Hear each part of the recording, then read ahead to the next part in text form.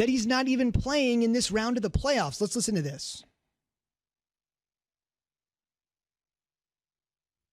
Or not. Do we have the sound? Yeah, I mean, like I said, I'm no James Harden. I'm no, that's not my knack is to shoot the ball and score the ball. I can, and I pride myself on being effective on both ends. But it's gonna be nights like this where I just can't make a shot, and I can't allow that to affect my game. I still got to be aggressive. I still got to try to make plays. I'm gonna do everything I can to win a ball game, and some nights it's just gonna be like that. I'm not gonna make shots, but I got to find a way to make an impact. Why do you throw shade at James? Wow. That's what I'm asking. That's what I'm saying. Just out of nowhere, you're going to throw shade at James. What does James Harden have to do with anything? Nothing, right? Exactly. I mean, look, Charles Barkley was lighting him up on the TNT broadcast the other day. He's like, I don't hear them call me Championship Chuck. I mean, I haven't won a championship. They wouldn't call me Championship Chuck. And look, I'm not going to go as far as everybody calling him Pandemic P, but the reality is that, look, man, he averaged 22 points in the regular season, shooting 41% from the three-point line. Now he's averaging 15 his last 3 games. I mean, he's had 9 points in their loss last night, 11 points before, and 14. And the reason why he was brought to the Clippers is to be Batman and Robin with the likes of Kawhi. All I'm going to say is this. Altitude is disorienting, right? When you're in OKC, expectations weren't to win a world championship. When you're in Indiana, expectations weren't to win a world championship. Now that we have expectations to win a world championship and you're asked about these things, battling through energy, all I'm saying, Key, is every team takes over the persona of their best player. Like, look at the Lakers, right? Everybody acting accordingly to LeBron James. Mm-hmm. Kind of the same way with Houston with James Harden and Russell Westbrook. Same thing with Milwaukee, Giannis and the Bucks, right? When you look at this Clipper team, how come they don't take over the persona of Kawhi Leonard? Everybody kind of seems like they're on their own thing. Montrezl Harrell, which I'm sure we'll talk about sooner or later. You got Playoff P kind of listening. James Harden talking random trash. It doesn't seem like Kawhi seems like the only person just going to work each and every night, with the exception of maybe Lou Will. Well, I think they do take on Kawhi's personality to a degree. They don't take on his skill set, though. And when you don't have a guy like that opposite of your star player, you're going to struggle. Anthony Davis can match LeBron James to a degree. They can battle. One can hit for 32, the other can hit for 28 on a consistent basis. And Paul George has struggled in bright moments throughout his career, whether it was Indy, whether it's OKC, and now we're looking at it as far as the Clippers go. Do I think when you look at guys like this who's supposed to be at the top of their game, struggling in the playoffs to learn how to get out of it? Typically they do. But for whatever reason, these 3 games, he hasn't figured out how to get out of it. And then when you basically throw somebody else in the conversation like he did with Harden that had nothing to do with it, people going to really start to look at your game and break it all the way down, much like you said Chuck did on TNT. That's Charles Barkley. So he's got to go back and get back in the lab, figure out what it is that he's struggling with and try and fix it. Now, maybe Doc will have that sidebar conversation with him. Maybe Ty Lue will have that sidebar conversation with him to get him to start to perform at the level that they went out and got him, that they expect for him to do alongside Kawhi Leonard. This guy keeps shooting. I mean, I'm sure you've had these situations before. If you drop a ball or two. No, that didn't happen. It never happened. No, we're not doing that. It's shooters shoot, right? Like, I have no memory. So I think for playoff P, just continue to shoot, just to be yourself. But it sounds like though, Jay Will right there, though, he doesn't want to shoot based on what he's saying. It's almost like he's like, I'm slumping, but I'm no James Harden. Now, James Harden going to shoot 55 times if you allow him to. Well, I would say that find his rhythm, and it doesn't sound like Paul wants to do that. It is concerning because last night he caught the ball multiple times and was open and chose not to shoot. Didn't even look at the rim. So is it the shoulder? Let me ask you real quick, though. What happens in basketball? Because in football, I rely on basically 11 people, and I take myself out of that. I rely on offensive linemen, tight ends, running backs, quarterbacks, offensive coordinator to get me the ball. In basketball, when guys don't shoot, is it that they become gun shy? They just get scared? They don't want to do it? Like, what happens? I think for Paul, he's trying to revert back to things that he knows he can do, which is being consistent with his effort. right? And I think it starts to, it's like inception. It's a seed that continues to grow and grow in your mind about your own shot. And psychologically, you talk yourself out of it.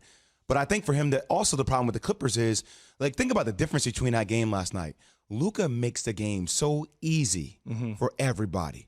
Who makes the game easy for Paul George? Who makes the game easy for Kawhi?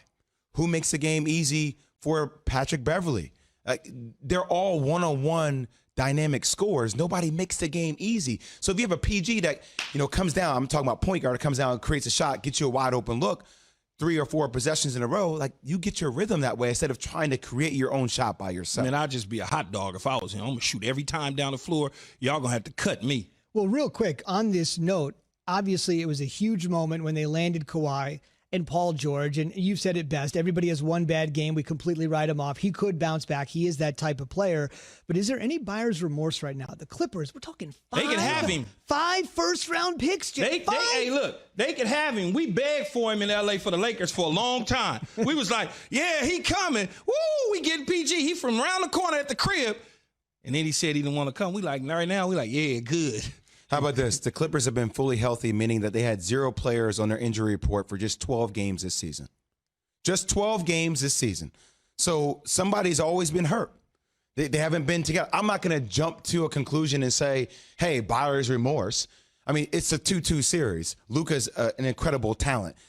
But I'm not going to be one of these people who say, oh, I'm going to pick the Mavs to win a world championship. I had text coming to my phone last night saying, are the Mavs one of the favorites to win the world championship now? And I'm saying, what is this? I don't know why I did it, but those are the people sending me the texts, right? All I'm saying is that. And I'm the nerdy guy. What's going on? Luka's special. I feel like that's Keyshawn when he does his promotional reads. Hey, I'm Keyshawn Johnson.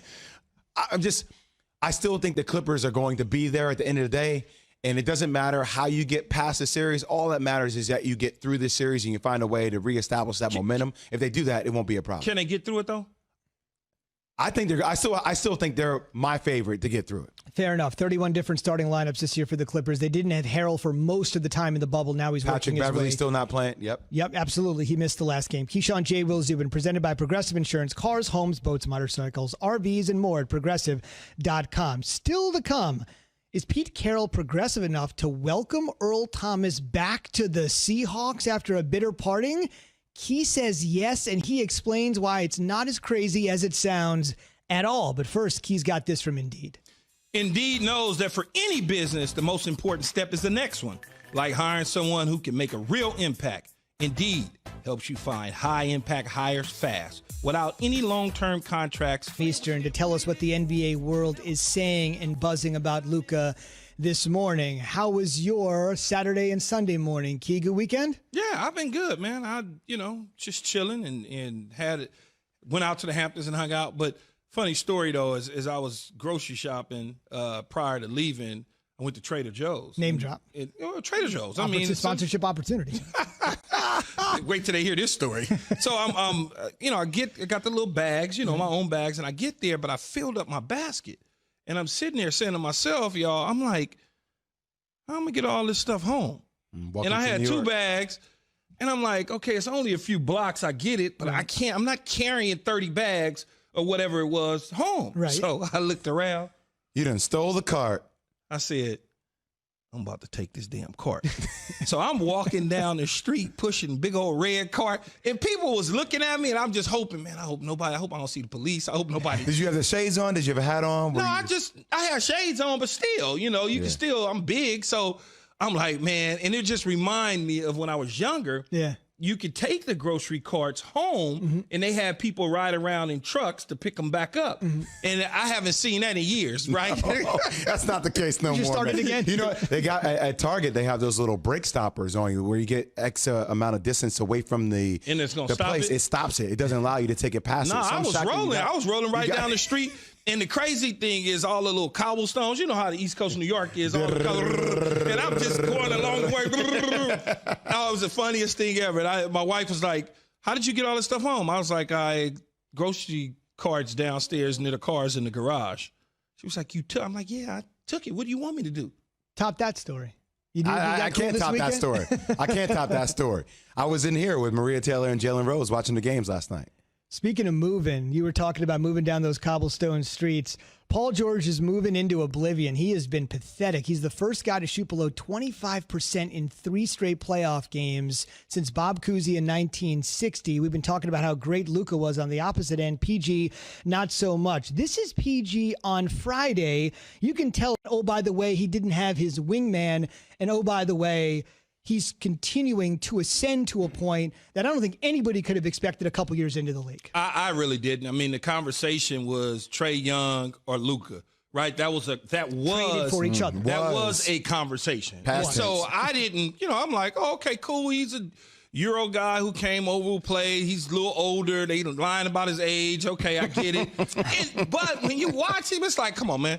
Porzingis didn't even play, and that just goes to show you the moment was never too bright for him. Mm-hmm. When you don't have your wingman on the floor, then you can go out there and do what you did. Now, obviously, they didn't switch off the way that they needed to last night, and he got too much air in between him and the defender, and therefore, when you put the hand in the face, the ball was already gone. He knocked it down with 43 points, 17 boards. When you think about how this young man has been playing, is ridiculous. He has them still in the hunt to clip the Clippers. No pun intended on that one, but, it happened. You like saying that, don't you, as a Lakers fan? Clip the Clippers. Well, the Clippers are we're going to have that conversation because the Lakers took care of their business, but we can have that conversation. Jay, but when you think about it, you talk about the top players in the NBA, and you mentioned it last week on our show that he was pushing himself into the top 5 conversation. He certainly is in the conversation. He's not there yet because you got guys in front of him that still dominant and still know how to play the game, and he's yet to really win big yet. I mean, he's showing us why he is who he is. And the great thing about this for Mark Cuban and for Rick Carlisle, the head coach, is that they know that they got one. Mm-hmm. And usually in situations in sports in general, there's always moments, right?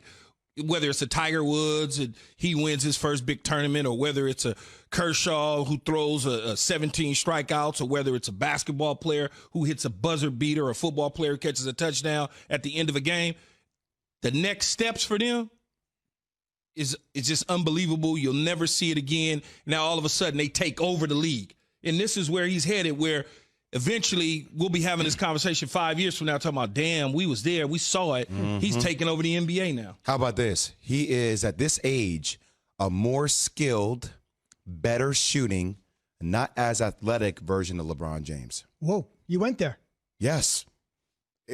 At this age. Okay, say it again. I'm not comparing him to where LeBron James is now, but sure. When LeBron James was in the league the second year. Right? Like, think about where Luka is. I said he's a more skilled, better shooting, not as athletic version of LeBron James. And that's probably true. Right? And here's the real question that people at home should be thinking about. How many players in the history of the game could we say that in their second year in the league, we're talking about them as a top 10 player in the game? In the game, right? I mean, who are you saying that about? Michael Jordan? Shaquille O'Neal? Maybe D-Wade? You're not saying that about too many people. He was the best player on the court last night. I'm saying that about a guy that, other guys that won, 2 finals MVPs in Kawhi Leonard. That's a whole other conversation, by the way. But I will say this, when you start thinking about the top 5 greatest players in the game right now, okay? LeBron, Giannis, Kawhi, KD, Steph. Okay. Harden. But Harden, Dame, Luka.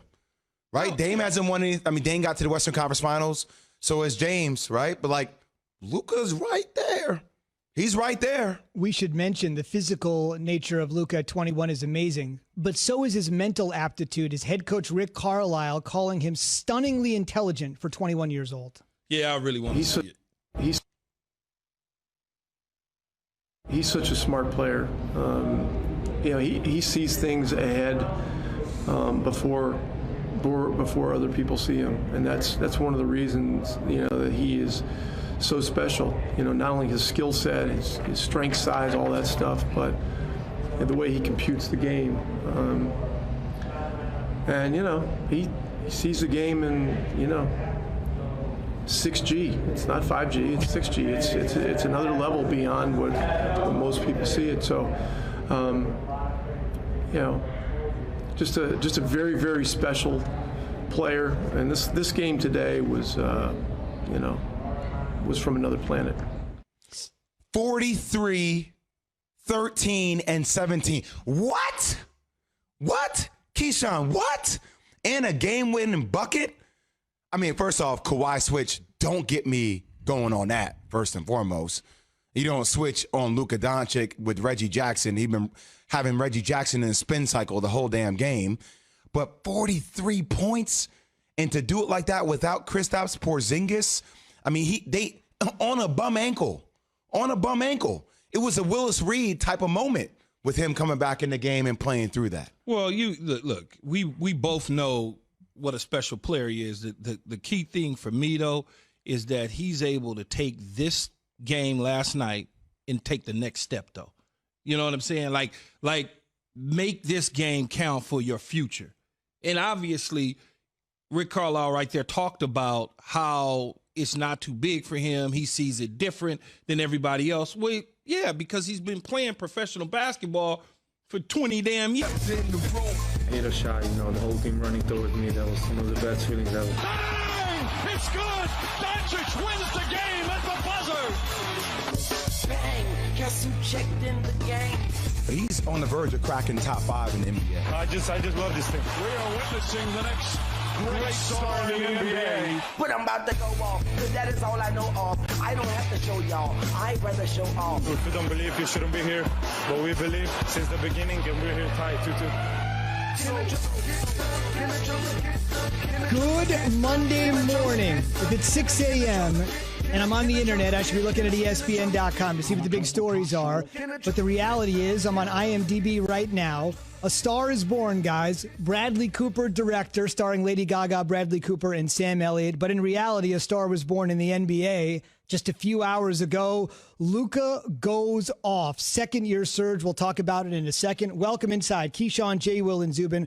Presented by Progressive Insurance as part of the Fantasy Football Marathon. Presented by EA Sports NFL Madden 21. Remember to sign up and play fantasy football by going to ESPN.com/FFL or downloading the ESPN Fantasy app. All of our guests on the Shell Pennzoil Performance Line, including Fantasy Insider Field Yates, coming up at 6:30 a.m. Eastern. He'll tell you where to draft Cam and Brady. Keyshawn, Jay, welcome inside. We have started week number 2. How was your weekend? I hope it was better than Paul George's. Mine was cool. I did it. Pandemic P? I did. Oh, We'll get to him. We'll get to him. Brutal. No, mine was good. I took the family. We went out to the Hamptons and hung out. Did the whole New York Name drop. one percenter thing. Great restaurants and. Way to relate to the listeners, Keyshawn. Well, I'm just saying that's what we did, and obviously, Jay. If I say I went to the Hamptons, the first thing people go, "Oh, 1%er." That's what they're gonna do. So I might as well get ahead of them in terms of that. But it was fun. My kids enjoyed it. Walking around. The interesting thing is, like I said, I enjoyed it. So because then people go, "Hey, is that really him? Why would he be out here? That doesn't look like him." It's like, well, yeah, it's only a handful of us. So It's only a handful of us. It's only a couple. He must be an athlete. You must be an athlete. But, it was fun. What did you do? I watched a lot of games. I worked. My wife made me I watch games too, but But I was working. Okay. I was here. Well, I was with my daughter Amelia, which is great. I got a story for you. So my wife made me some tuna, right? So my daughter is about to turn 2 years old. And I always kind of like watching games. I run with her in the front yard, and I was trying to fix her diaper because she had a little bit of a wedgie, right? So I'm having the tuna, eating the tuna, relaxing, watching the game, watching my daughter, multitasking. I was like, "Come here, baby, let me fix your wedgie real quick." And I put the finger in there, bop, fixed it real quick. And I was like, "Yeah," I went back to the tuna, not paying attention.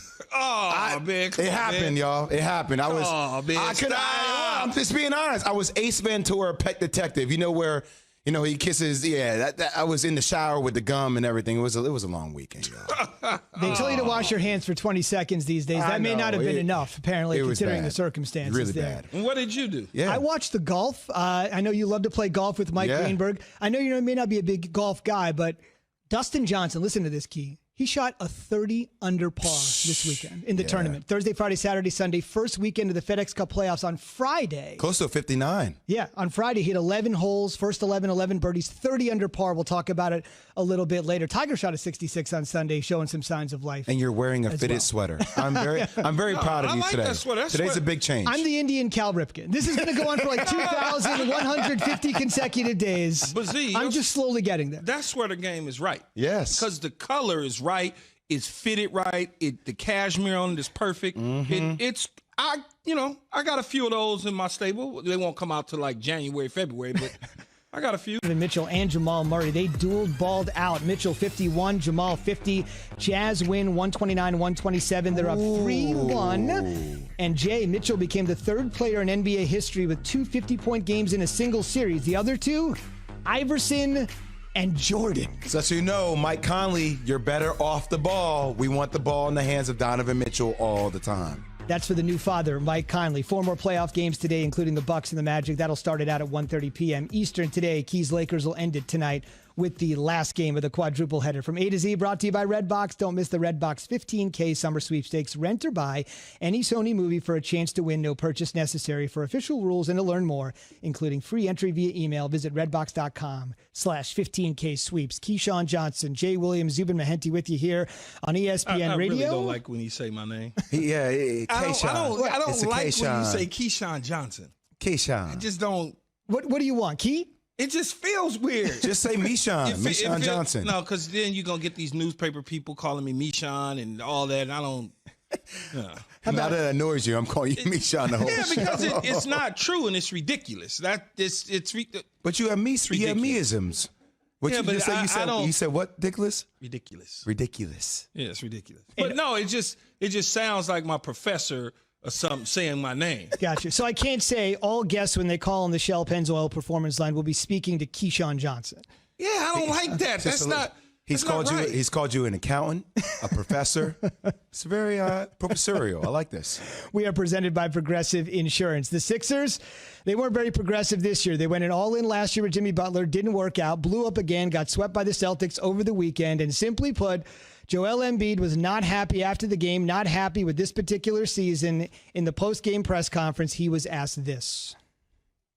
What do you think the issue is with this team? I mean, do you think it's the way it's built? Do you think it's coaching? Do you think it's the bad luck with the injuries? All of the above? What would you say the issue is? Because like Brett may. That's a very stupid question. There's no issue. We good. We just didn't win.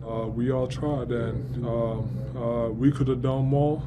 I could have done more, but like I said, that was a stupid question. There's no issue. There was a lot of stuff going on, and you just live and learn. It's time for Straight Talk, brought to you by Straight Talk Wireless. Key, give it to me straight. Jay, give it to me straight. No, go ahead. You're hot on this. I was gonna say it was not a stupid question. Go ahead. From somebody who watches basketball every day of his life. It wasn't a stupid question. He asked him what were the issues. Was it coaching? Was it injuries? It wasn't a stupid question. And I'll say this. Joel Embiid is the most frustrating player in sports to me. Most frustrating player in sports. The Celtics ran a high pick and roll key every possession. And Joel Embiid was sitting back very much the way Shaq used to guard pick and rolls, where if the ball was a high ball screen, he would just kind of sit at the free throw line and kind of wait for you. And that's where Jason Tatum and Kemba Walker and Jaylen Brown, all these guys were able to get off. I will say this, after listening to Joel Embiid this whole year, we know Brett Brown's going to fall on the sword. Brett Brown is done. He's going to be the first to go. Bigger conversation about Elton Brand. He needs to take responsibility on building out this cast of characters as well.